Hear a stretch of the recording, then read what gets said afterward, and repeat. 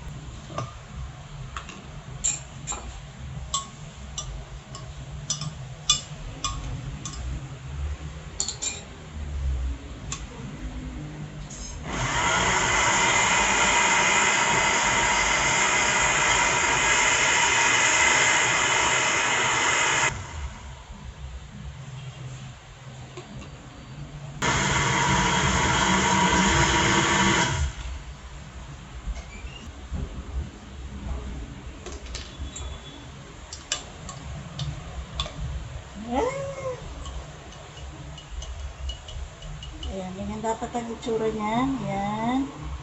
Ayan. Pero, i-blender pa natin. Para smooth na smooth.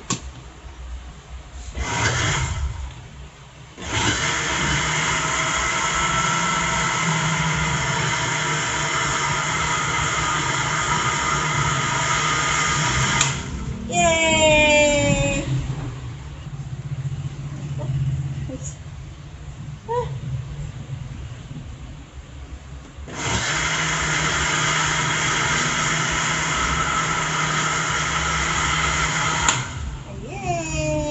Hindi ko na siya nilagyan ng kanin. Ayan, ganun siya itsura niya, oh. Yay! May food na. Ay, opo, no? Nakain ka na, no? At, ayan, pwede na yan. At, meron ako dito mga maliliit na container. Ayan, dito ko siya ilalagay. Good for isang kainan niya mga yan. Tapos, ilalagay ko siya sa ref. Sa freezer. Para pagka kakain siya. Iniinit ko na lang. Okay, and ayan na. And, ayan, isali na natin.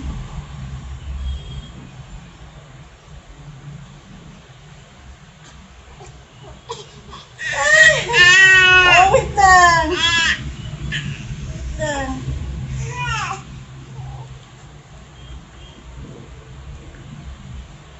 At kakain na yan.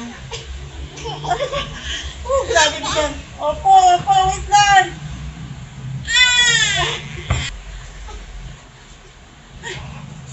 Ayan. Ayan, ganyan lang siya. Ayan, kakain na. O, sige na. At takpan. Opo, kakain na ito.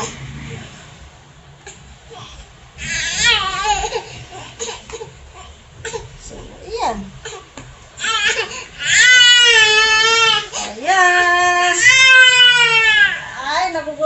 sige, sige. Kakain na ang bebe. Ay, nakain na siya.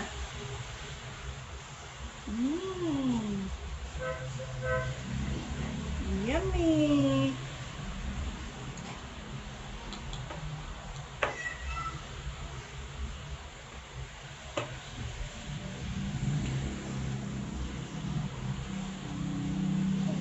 Dami na yun nakain.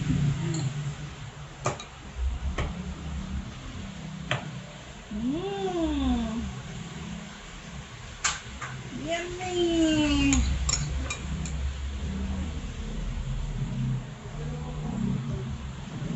Oh.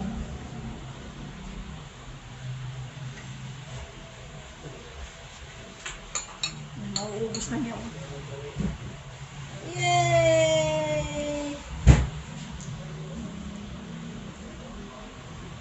Diba? Sarap niyan.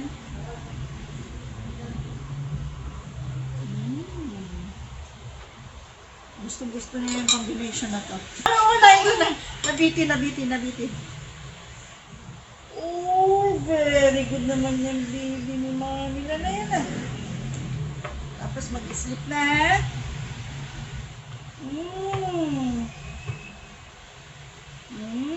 Sarap.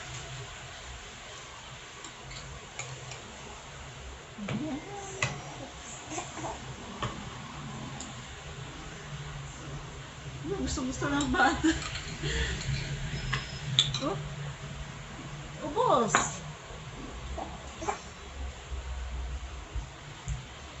Nagutom. Kaya pala naiyak eh. Ilapit mo sa akin yung tubig niya. Nagustuhan niya, oh. Sarap. Yay! Ayan, naubos na, oh. Iinom na siya ng tubig. Thank you so much for watching. Bye! Antok na antok.